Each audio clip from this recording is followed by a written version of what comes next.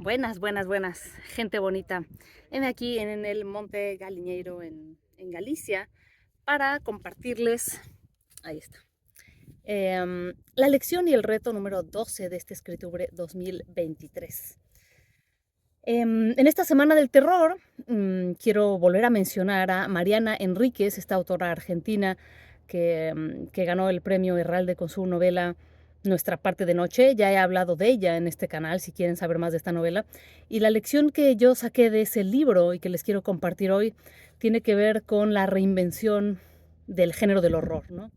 En Nuestra parte de noche, Mariana Enríquez mezcla dos clases de horror. El horror real de las desapariciones y de la situación política en Argentina hace unas décadas, con el horror, no quiero llamarle fantástico porque suena muy mm, optimista o muy como de hadas y elfos y tal, más bien el horror de magia negra, de satanismo, de personas que utilizan energías o fuerzas oscuras para lograr sus objetivos y hace una conexión directa entre estas dos clases de horror, entre estas dos clases de maldad. ¿Por qué digo que es una reinvención del género? Porque ella utiliza una grandísima metáfora en la magia negra para hablar eh, de la política y de los horrores en Argentina y de los desaparecidos.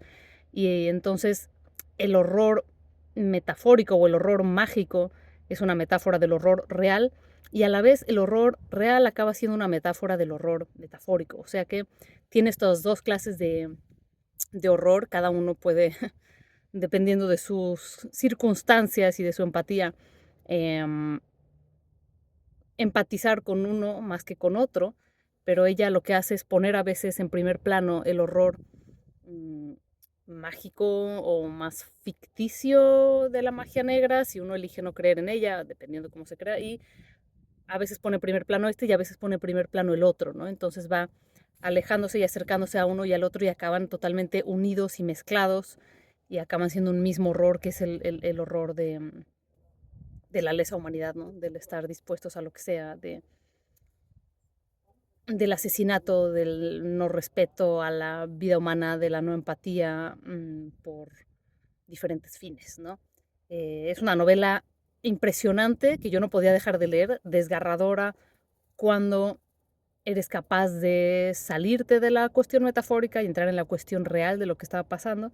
Y lo que hace ella muy bien es hacer eso, ¿no? Que tú te involucras totalmente en la parte de misterio, en la parte de la magia negra, de los grupos mm, que se mezclan con espíritus eh, mm, negros, oscuros o lo que sea, te metes tanto ahí que no te das cuenta que también estás metiéndote en la otra clase de horror y al final quedas horrorizado cuando entiendes que leíste toda una metáfora tremenda, ¿no?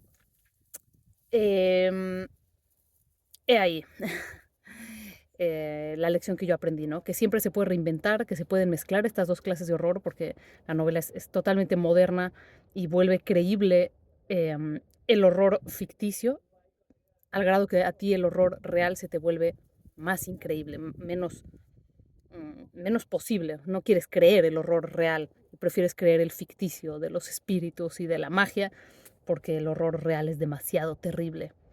Y creo que eso aplica muy bien, desgraciadamente, a lo que estamos viendo que ocurre en Israel, en la Franja de Gaza, con todos los civiles, las masacres y los actos terroristas que estamos viendo, ¿no? Esta clase de horror que nos sobrepasa y que queremos creer que no es real, ¿no?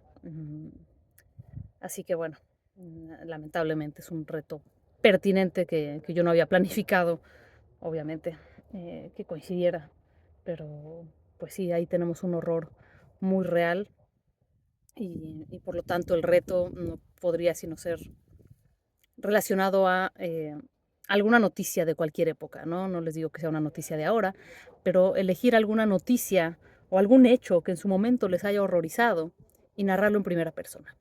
Eso es ponerse en el punto de vista de los protagonistas de algún hecho noticioso.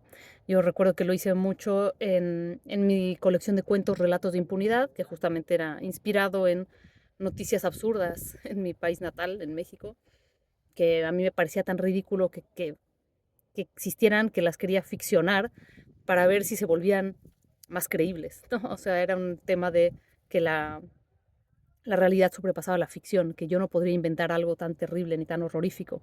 Así que al aterrizarnos y ponernos como protagonistas de alguna de estas noticias, no solamente nos volvemos más empáticos, sino que obviamente estamos practicando un estilo de narración y encontrando inspiración terrible o maravillosa en los hechos reales.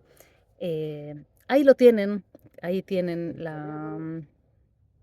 la lección de hoy y el reto de hoy en este 12 de octubre. Nos vemos mañana.